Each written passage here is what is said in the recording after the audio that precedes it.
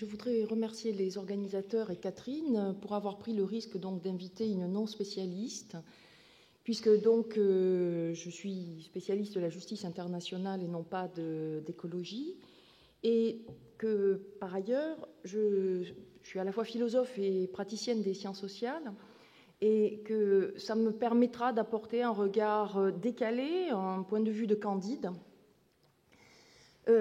d'autant plus décalé que le pays sur lequel j'ai fait mon terrain a drastiquement réduit ses émissions de CO2 depuis 30 ans, mais que, à moins d'avoir beaucoup d'humour noir ou de cynisme, je ne pourrais pas vous le donner en exemple, puisqu'il s'agit de la Bosnie, et que cette réduction est due à la ruine économique et à la guerre.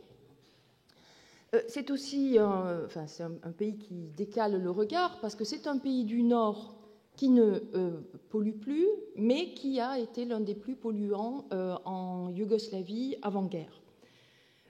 C'est aussi un pays qui a pollué, mais non pas par l'effet du néolibéralisme, mais du communisme, qui n'avait aucun respect pour la nature, quoique les Yougoslaves et les Bosniens s'enorgueillissent de leurs parcs naturels et de leurs rivières. Mais là encore, je ne pourrais pas vous louer la sagesse écologique des autochtones, puisque c'est plutôt l'effet d'une appropriation nationaliste et que par ailleurs, ils ont eux-mêmes miné une grande partie de leur pays. Donc avec la ruine économique, on a la plus grande partie de la population qui est poussée à l'exil dans ce qui ressemble à une contre-utopie de la décroissance. C'est aussi la prise en compte d'un théâtre d'intervention internationale qui décale le regard par rapport aux débats, un certain nombre de débats, et qui peut révéler certains ethnocentrismes. Et à mon avis, les théories catastrophistes ou celles de la démocratie écologique passent difficilement le test de l'internationalisation. Parce que si nous craignons le réchauffement climatique pour nous ou nos enfants, et ses effets catastrophiques, c'est parce qu'il nous affecte ou nous affectera.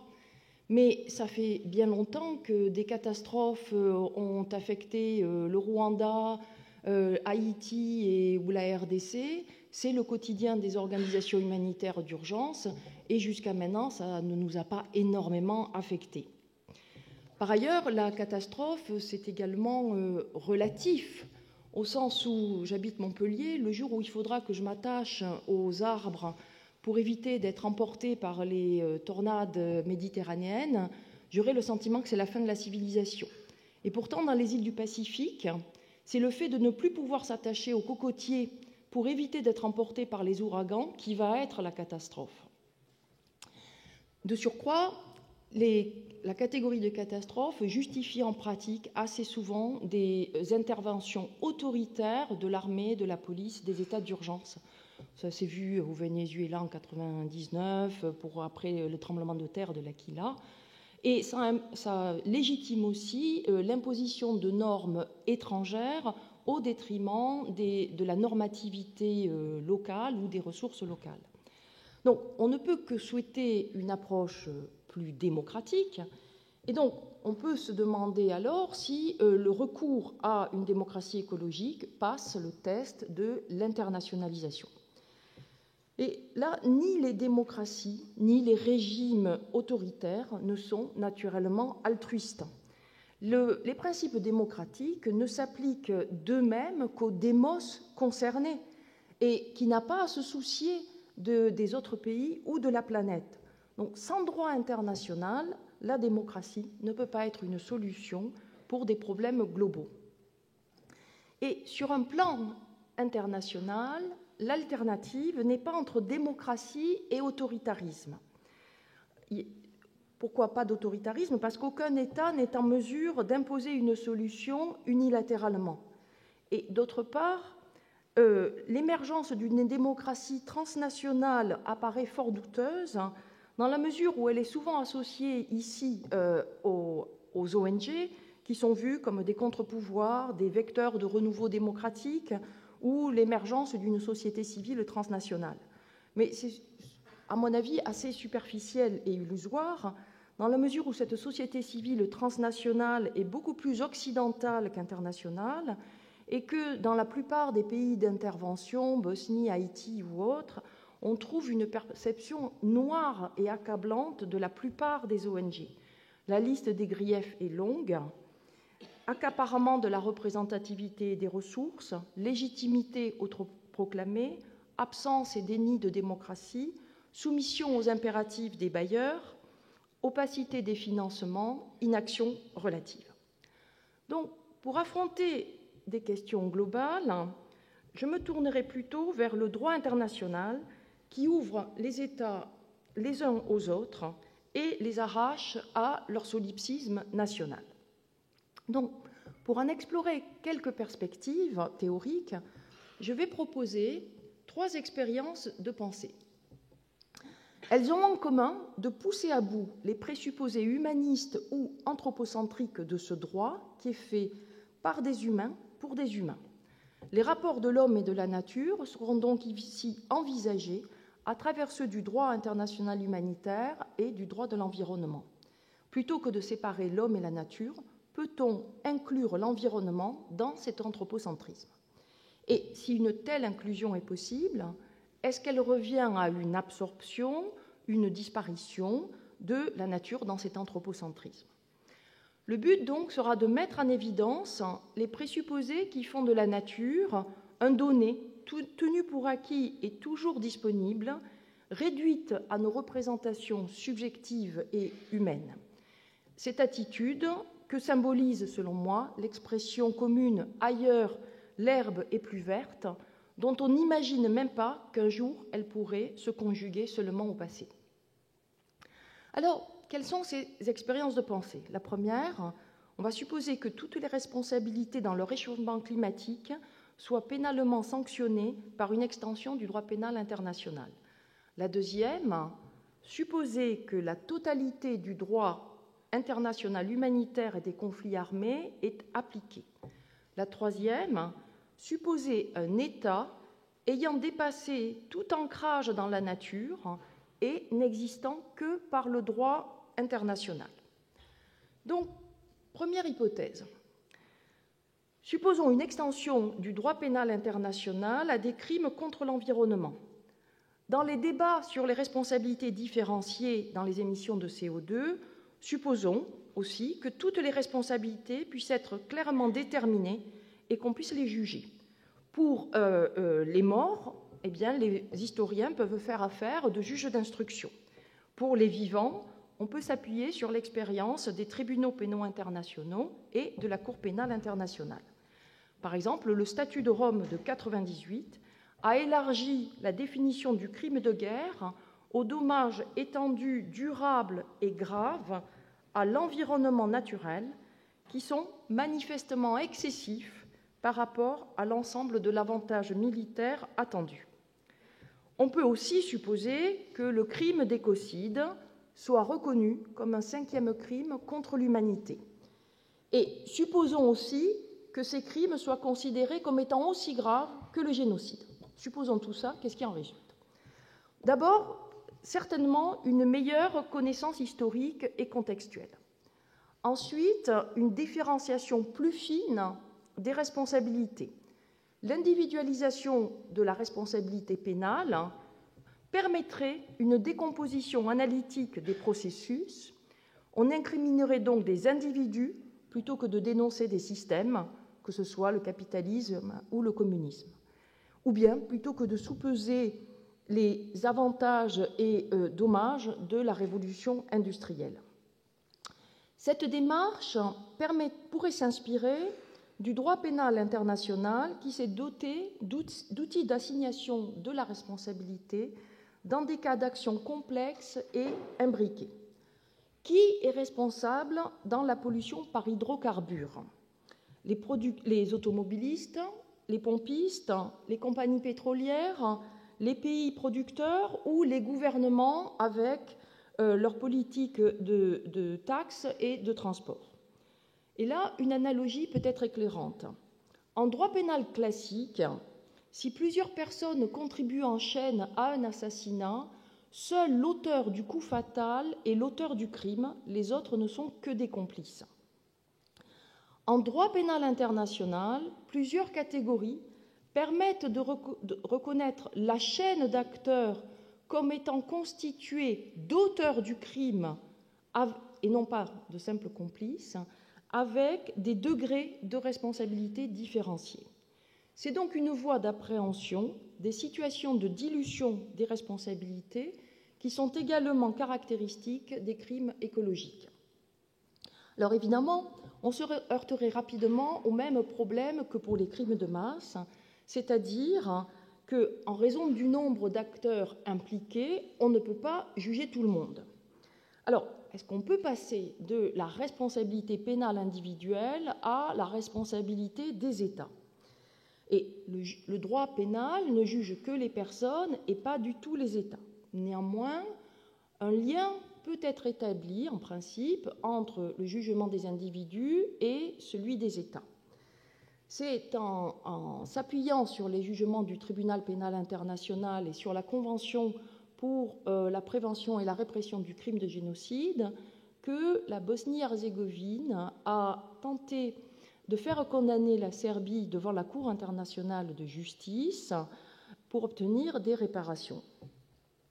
Mais cette Cour a une tradition de défense des intérêts des États qui, en l'occurrence, a protégé la Serbie et donc qui n'a pas eu de condamnation réelle.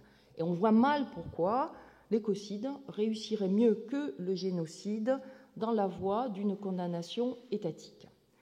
Alors, si cette voie de condamnation étatique me semble peu prometteuse par la voie pénale, en revanche, l'expérience des passés montrerait qu'une condamnation pénale des individus serait probablement beaucoup plus efficace dans des crimes contre l'environnement que pour les crimes contre l'humanité et les génocides. Parce que précisément, en l'absence de lien entre condamnation des personnes et condamnation des États, le risque de la prison ne dissuade pas beaucoup ceux qui sont prêts à mourir pour la patrie. En revanche, c'est beaucoup moins romantique de mourir pour son entreprise. Et donc, on peut supposer que le type de motivation qu'on trouve chez des agents économiques serait plus susceptible d'être dissuadé par des tribunaux pénaux. De plus, la Cour pénale internationale sont fondées par les États et ont une tendance à les protéger et à en protéger les représentants. Des acteurs économiques privés bénéficieraient probablement beaucoup moins d'une telle solidarité ou endogamie interétatique, si bien qu'une Cour pénale internationale de l'environnement serait certainement plus dissuasive que la Cour pénale internationale actuelle. On me dirait que ce n'est pas difficile, vu qu'en 10 ans, elle a jugé en tout et pour tout, réussi à faire condamner une seule personne sur des bases assez douteuses. Donc, cette expérience de la CPI est aussi très éclairante. Parce qu'à défaut, et à la différence des tribunaux pénaux internationaux, à défaut de juger et de faire son travail normal, elle s'est lancée dans une vaste inflation jurisprudentielle. Et cette tentation, elle est très fréquente chez les juristes et les philosophes, de multiplier les catégories pour avoir l'impression de faire avancer la protection ou la recherche. Donc, je ne pense pas que ce soit en multipliant les catégories juridiques comme l'écocide ou les catégories conceptuelles qu'on augmentera les protections des individus. Donc, j'en viens donc à ma deuxième expérience. Supposons, à rebours d'une telle tendance inflationniste, d'appliquer un minimalisme théorique complet. Et c'est-à-dire que je vais appliquer le rasoir d'Occam sous forme d'un humanitarisme méthodologique, c'est-à-dire un anthropocentrisme méthodologique appliqué au droit international. Donc, j'envisagerais que le droit international est entièrement respecté, mais aussi réduit à ses formes premières de droit international interétatique et de droit international humanitaire. C'est-à-dire que le droit de l'environnement ne serait pas effacé, mais subsumé sous le droit de la guerre et de la paix, puisque le droit international humanitaire est aussi celui des conflits armés. Cette hypothèse maintiendrait le privilège du temple de l'humanisme qui est fait par des humains pour des humains. Et je pourrais vous donner une anecdote qui est assez éclairante, c'est que en fait, la police et l'armée sont à peu près les seules institutions à accorder un statut de membre à part entière aux animaux et à considérer qu'ils sont dignes d'honneur et de décoration. Les chiens militaires ont un statut militaire et certains ont eu une carte d'identité de l'ONU. Et lorsque deux ont été capturés en Afghanistan, l'armée française a engagé des négociations et a payé une rançon, ce qui n'est pas public, comme on le fait pour des hommes. Et pourtant, ils n'apparaissent pas dans les conventions de Genève et ils n'ont officiellement pas droit au statut de prisonniers de guerre. Donc, quel est l'intérêt de se placer dans ce droit qui est si manifestement anthropocentrique? Ça peut être pour des raisons de principe, humanistes, mais ça peut être aussi pour des raisons pragmatiques. Il y a d'abord un critère de pertinence et un constat pessimiste. C'est que le droit international humanitaire, étant celui des conflits armés, des catastrophes et du secours aux victimes, et que c'est probablement par une augmentation, une intensification des catastrophes naturelles et des conflits armés que se manifestera le réchauffement climatique. Et aussi, c'est paradoxalement dans les activités militaires que l'on se manifeste l'identité des hommes et de leur environnement. C'est effectivement pour détruire l'ennemi, on détruit son environnement, comme on l'a fait pour les bisons, pour les Amérindiens, ou pour la forêt vietnamienne, pour réduire les Viet Cong. Et positivement, parce que l'attention à l'environnement est une question de survie pour le militaire dans ses opérations. Il y a aussi un critère d'efficacité. Les conventions de Genève de 1949 ont été ratifiées par tous les États de la planète, ce qui n'est pas le cas des protocoles sur le climat, du droit de l'environnement ou même des droits de l'homme. Donc s'appuyer sur un droit existant et reconnu peut être un levier plus efficace que d'espérer d'hypothétiques ratifications que les États ne veulent pas effectuer. Alors, en fait, ce mélange de principes et de pragmatisme, on le retrouve dans les raisonnements du CICR et du Secrétariat général de l'ONU, qui tentent tous deux d'intégrer l'environnement dans le droit international déjà établi. Le CICR, par exemple, je cite, dit « Le droit international humanitaire a pour but de protéger la population civile en temps de conflit armé et de veiller à sa survie. De ce fait, il s'attache également à protéger l'environnement naturel, sans lequel toute vie humaine est impossible. » Et cette protection peut s'appuyer sur les plus vieilles règles du droit de la guerre, qui peuvent contribuer indirectement ou par ricochet à cette protection. Par exemple, le principe de nécessité militaire, le principe de proportionnalité ou la réglementation de certaines armes. Et d'ailleurs, en 1991, c'est avec les conventions de Genève de 1949 que le Conseil de sécurité a fait condamner l'Irak pour dommages environnementaux dans la guerre avec le Koweït. Alors, on trouve un raisonnement analogue à l'ONU. Dans une déclaration du 20 juillet 2011, le Conseil de sécurité craint que les effets des changements climatiques n'aggravent à long terme les menaces à la paix et à la sécurité internationale. Et on peut rappeler que les menaces graves pour la paix sont un motif de recours au chapitre 7 de la Charte des Nations Unies, qui est celui qui autorise le recours à toute mesure économique, militaire ou autre pour maintenir ou rétablir la paix et la sécurité internationale. Alors, à nouveau, que peut-on en conclure? Eh bien, que si tel est le droit international, alors il n'est pas appliqué. ne va pas beaucoup vous étonner. Et qu'il n'y a pas de raison qu'il le soit davantage pour l'environnement que pour les conflits armés. Donc je ne suis pas en train de vous dire qu'on a trouvé là une solution plus prometteuse que d'improbables accords sur le climat. Il y a bien sûr les violations quotidiennes de ce droit, il y a aussi la marge d'interprétation qui est laissée dans son application. Et cette latitude d'interprétation révèle aussi la place qui est laissée au manque de volonté ou au volontarisme. Elle montre que s'il y avait une volonté politique réelle, eh bien de nombreux outils du droit international le plus classique permettraient déjà une action internationale coordonnée sur le climat.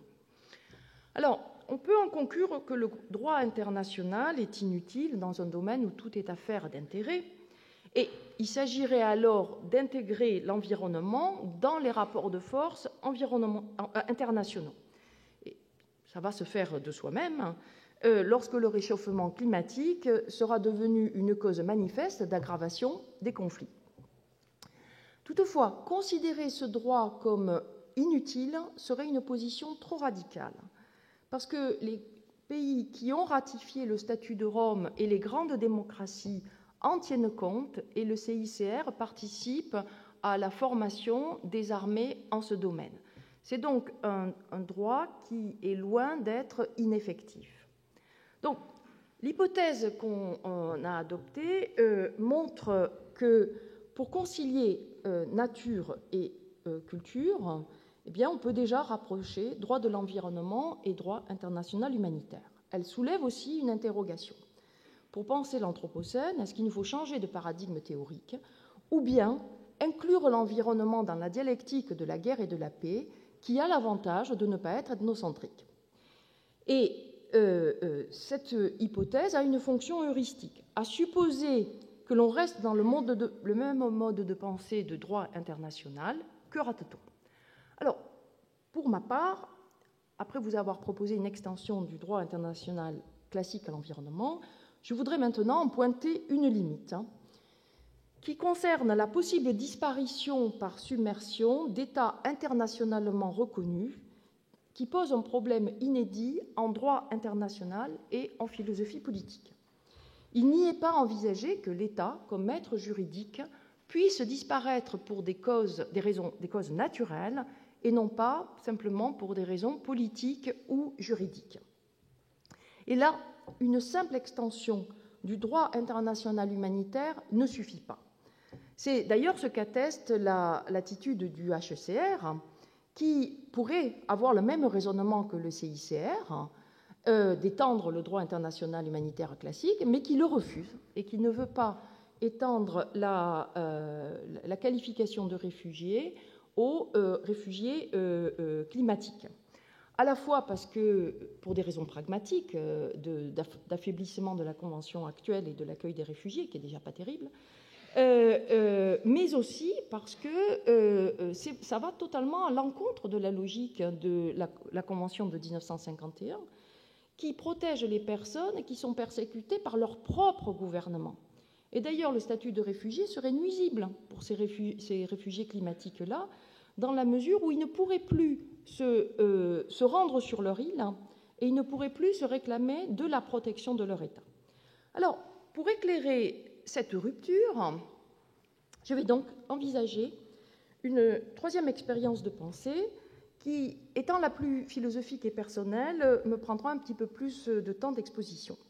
Donc, on va imaginer un État qui n'existe que par le droit international, qui est entièrement déterritorialisé, voire débarrassé de tout ancrage dans la nature.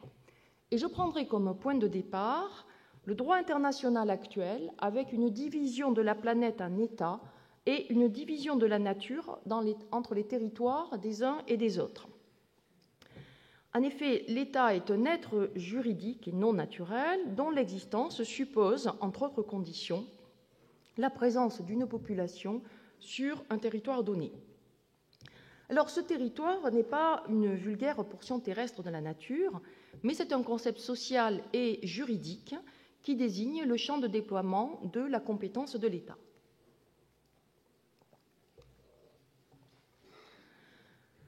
En termes philosophiques, ça signifie qu'il faut sortir de l'état de nature pour entrer dans l'état civil et politique.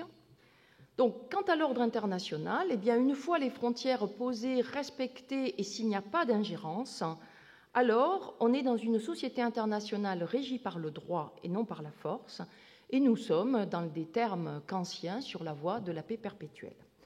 Dans les termes réactualisés par Rawls et Amartya Sen, chaque peuple, une fois défini les principes d'une société juste, doit et peut trouver les bases de son autonomie et peut sortir du sous-développement par ses propres ressources. Et c'est en reprenant un argumentaire proche que Jane McAdam et François Gémen critiquent l'application de paradigmes catastrophistes à la situation de Tuvalu et des États insulaires, parce que selon eux, la rhétorique des Canaries dans la mine ou la représentation d'une nouvelle Atlantide conduisent à minimiser les ressources des insulaires et à précipiter des décisions nuisibles. Toutefois, ce principe d'autonomie suppose une stabilité territoriale minimale, au sens non plus juridique, mais naturel du terme. Et c'est un présupposé non explicite de l'analyse qui, on le voit, parce que sous voile d'ignorance, on présuppose que l'on est sur un seul et même territoire et on n'envisage jamais que quand on lève le voile d'ignorance, on se trouve sous l'eau. Donc, dans la théorie de la justice de Rawls, l'existence continue du territoire n'est pas un objet de délibération, c'est seulement une condition de la justice qui est tenue pour acquise. C'est pourquoi, d'après moi, c'est mal poser la question de la justice climatique que de la formuler seulement en termes de justice distributive et de distribution, de compensation, de quotas. Pourquoi ? Parce que la justice distributive suppose des conditions de la justice et que le réchauffement climatique remet précisément en cause ces conditions. Donc, j'en viens à ma troisième expérience de pensée qui vise à mettre en évidence ce présupposé et à thématiser le territoire comme objet de délibération. Alors, elle est inspirée à la fois de la difficulté des États en voie de disparition et puis des recherches de sciences sociales sur les migrations.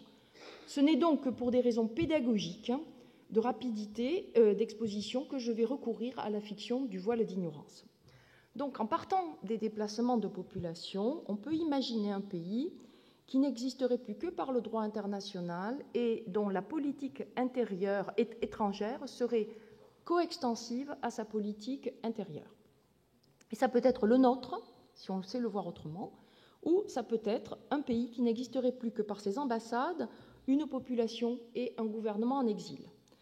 Alors cette possibilité apparaît lorsque des délibérants placés sous voile d'ignorance ne savent pas, tout ce qu'on ne sait pas d'habitude dans ce type de situation, mais surtout ils ne savent pas où ils sont, c'est-à-dire s'ils sont à l'intérieur ou à l'extérieur de leurs frontières.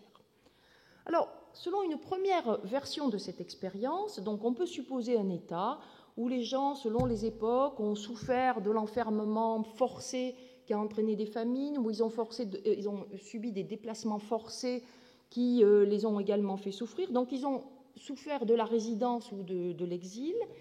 Et en plus, ils ne savent pas si leur pays va continuer à exister.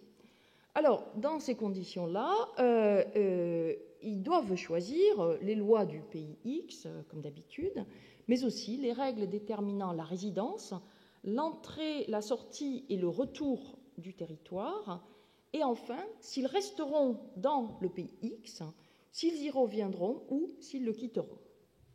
Selon une deuxième version de cette délibération, on peut en plus supposer que les délibérants devront choisir les conditions de reconnaissance internationale de leur pays et décider s'il va se diviser, se réunifier ou se rattacher avec un autre pays.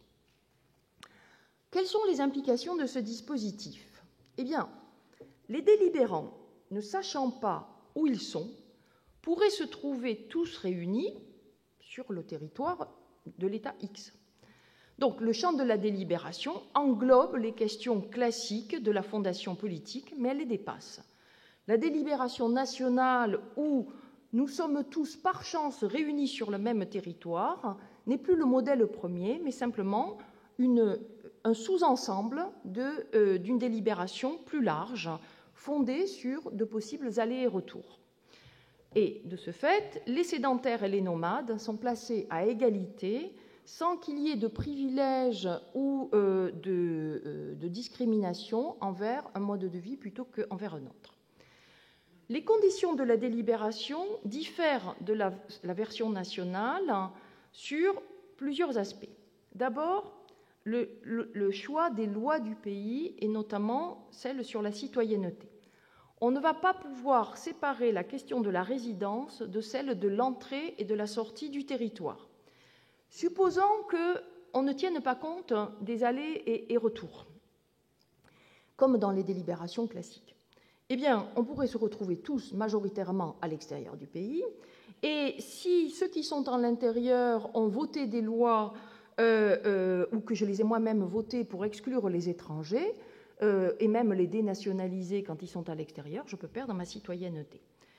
Ensuite, les délibérants sont d'emblée en relation avec l'étranger et en position de faire l'expérience de la politique étrangère. C'est donc dans une même délibération qu'on va décider des lois pour la politique étrangère et la politique intérieure. Donc, les Ixiens, comme je les appelle, se trouvant à l'étranger, souffriraient directement d'une politique étrangère belliqueuse, de pratiques d'exploitation des ressources économiques s'ils sont travailleurs émigrés ailleurs, ou de l'émission de CO2 de leur propre pays s'ils vivent dans un pays tiers affecté particulièrement par le réchauffement climatique. Et donc, ils s'abstiendraient de délocaliser ailleurs les pollutions dont ils ne voudraient pas pâtir chez eux. Donc, l'ensemble de leurs décisions politiques, économiques et écologiques seraient d'emblée prises en tenant compte de leurs effets internationaux. Et si la délibération porte aussi sur la division ou la réunification du pays, elle porte aussi sur les frontières et le territoire. Donc, les présupposés implicites de la délibération politique sont ici thématisés. En outre, dans l'hypothèse de la disparition de leur territoire, les Ixiens laisseraient ouverte la possibilité d'émigration et y chercheraient certainement à développer des accords de double citoyenneté facilitant l'aller et le retour entre les pays.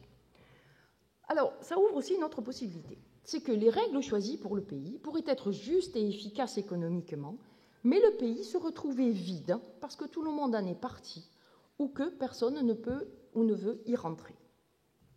C'est-à-dire qu'un tel dispositif fait apparaître une possibilité logique, celle des pays vides, correspondant aux États dont le territoire a disparu ou est inhabitable. Dans les versions nationales de la délibération contractualiste, la population est assignée à résidence. Elle n'a pas d'autre choix que d'être là. Et donc, le pays ne peut pas se retrouver vide. En revanche, l'expérience de pensée des allers et retours ouvre la possibilité qu'une fois le voile d'ignorance levé, tout le monde soit à l'étranger, et donc ça pourrait être un pays avec une société juste, mais vide. C'est une possibilité comparable à l'ensemble vide de la théorie des ensembles, qui n'est pas moins un ensemble que les ensembles pleins, qui en a les mêmes propriétés, même s'il n'a pas d'éléments. Et en tant que possibilité logique, ça représente un cas extrême et non pas une exception dans la théorie politique. Ça peut même apparaître comme l'aboutissement logique d'une coupure entre nature et culture. En ce sens-là, le pays vide n'est pas la terre vierge ou un état de nature, où précisément les arrivants n'ont affaire qu'à de la nature et non pas à d'autres sociétés humaines. La terre vierge n'appartient à personne, et cette idée a souvent permis d'accaparer des territoires en éliminant les autochtones. Le pays vide, de ce point de vue-là, est l'exact opposé de la terre vierge de l'état de nature, puisque précisément il est doté d'une histoire, de structures historiques et de structures juridiques et politiques. Alors, il y a des exemples concrets qu'on pourrait donner, des parties de la Bosnie, la salinisation des sols à Tuvalu qui entraîne l'exode de la population, ou la désertification croissante du Niger qui entraîne aussi des déplacements. Quel serait le statut juridique du pays vide en droit international? Et là, les avis divergeraient certainement, de même qu'ils divergent sur le sort des éventuels pays en voie de disparition en droit international. En revanche, ils convergent sur les rapports entre nature et politique, indirectement. Alors, première hypothèse. On a, avec une application stricte et conservatrice du droit international, l'État X disparaît avec son territoire. On a là reconnu de facto l'identité du territoire terrestre et de l'État. Et donc, l'absorption de la nature par le droit se révèle être une fiction.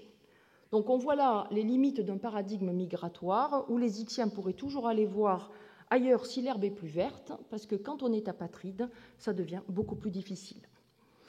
Pour paraphraser Catherine Larère, la délibération politique révélerait que la nature des uns, c'est la liberté politique des autres. Ce n'est pas pour autant consacrer le nomos de la terre, parce que le même sort menace les États insulaires et ceux en voie de désertification. S'ils perdent leur population, selon une interprétation stricte du droit international, ils perdent aussi leur statut d'État, et faute d'eau potable, Tuvalu et le Niger sont dans des situations comparables. Deuxième interprétation. Selon une application plus libérale du droit international et que je défends, l'État X perdurerait à travers son siège à l'ONU, sa reconnaissance par les autres États, ses ambassades, un gouvernement et une population en exil. C'est la position des défenseurs des droits des peuples insulaires, parce que la fiction d'un État déterritorialisé a d'importants avantages pour eux. Elle leur permettrait de garder une représentation à l'ONU, de continuer à faire entendre leur voix dans les négociations internationales, de défendre leurs citoyens en exil, et pour ces citoyens, de ne pas devenir apatrides et d'être dans une meilleure position pour négocier des accords de double citoyenneté. Cette fiction de l'État déterritorialisé peut elle-même être interprétée en deux sens. Première option, c'est l'État déterritorialisé est également dénaturalisé. Il a réalisé le rêve philosophique de dépassement complet de la nature. Et on a donc l'État comme une forme juridique pure où les citoyens sont parfaitement libres et libérés du sédentarisme au profit du nomadisme. Alors on peut considérer qu'une telle dénaturalisation n'est que relative ou hypocrite, parce qu'elle n'est possible que parce que la population a trouvé ailleurs un lieu de vie. Et cela, le pays vide serait alors une forme de réduction à l'absurde de l'idée d'une politique dénaturalisée ayant entièrement remplacé la nature par le droit. Et à ce moment-là, c'est la nature des autres qui est la liberté ou le refuge politique des hommes. Deuxième possibilité, deuxième option donc dans le maintien d'un État déterritorialisé. L'État déterritorialisé n'est pas dénaturalisé, mais il met en évidence une autre nature politique, celle des mers et des océans. L'État X, privé de territoire, garderait son méritoire, ce par quoi je désigne la mer comme espace politique et juridique de compétence de l'État. L'État et la population garderaient leurs droits, notamment de pêche ou de libre circulation, et ces droits sont particulièrement importants pour des migrants climatiques qui veulent plutôt rester près de leurs îles et non pas venir chez nous. La mer des uns est alors le méritoire des autres. Alors, évidemment, je ne suis pas en train de suggérer l'hypothèse assez atroce qu'on va régler le problème des peuples sans État en les transformant en boat people. L'hypothèse du méritoire va de pair avec la défense de droits de double citoyenneté pour ces citoyens-là et une défense de leurs droits politiques à long terme, y compris d'un possible retour. Elle met aussi en évidence l'ethnocentrisme des délibérations politiques qui sont centrées sur le seul territoire terrestre, Alors que le droit international reconnaît comme territoire juridique des formes géographiques beaucoup plus complexes, où la mer peut être au centre de la vie sociale et politique. Alors, vous pouvez bien sûr m'objecter que ces divagations sur le pays vide ne sont que philosophiques et qu'elles n'ont aucune pertinence en dehors du cas très particulier des États insulaires de faible altitude. C'est après tout, vous me direz, une situation tout à fait marginale qui ne nous concerne pas seulement à titre symbolique. Alors, je ne suis pas du tout de cet avis, parce que le pays qui n'existe que par le droit international et sa politique étrangère, ça peut être Tuvalu, mais c'est aussi nous, la France. Parce que pour se représenter un pays qui est à la fois du nord et du sud, polluant et pollué, protégé et menacé par le réchauffement climatique, il n'y a pas besoin de se placer sous voile d'ignorance, mais simplement de regarder la géographie de la France et de se rappeler qu'elle a une frontière commune avec Tuvalu et que ces îles polynésiennes sont menacées du même sort. Et que, tout comme le pays vide, la France n'existe que par le droit international. Ces différentes parties, terre, mer, dôme et tome, sont séparées par des milliers de kilomètres des océans et de nombreux États, et leur liaison et unité n'est pas géographique, mais n'est possible que par le droit international et les accords qu'il rend possible. En droit international, le concept de territoire est beaucoup plus riche que ses versions philosophiques. Sous voile d'ignorance rawlsien, on se donne un territoire géographique défini. Ceci facilite l'enfermement dans un piège territorial et solipsiste. Pourtant, cette unicité terrestre est l'exception plutôt que la règle. Elle ne vaut ni pour les États insulaires avec une myriade d'atolls, ni pour la France. Et à moins de réduire la France au strict hexagone, il n'y a pas même de piège territorial dans lequel on puisse s'enfermer comme un contenant dans un contenu. Par conséquent, le solipsisme et la solitude étatique étant dépourvus de sens, un État n'est jamais seul ni isolé, ni dans son droit à polluer, ni dans ses efforts pour ne pas le faire. Je vous remercie.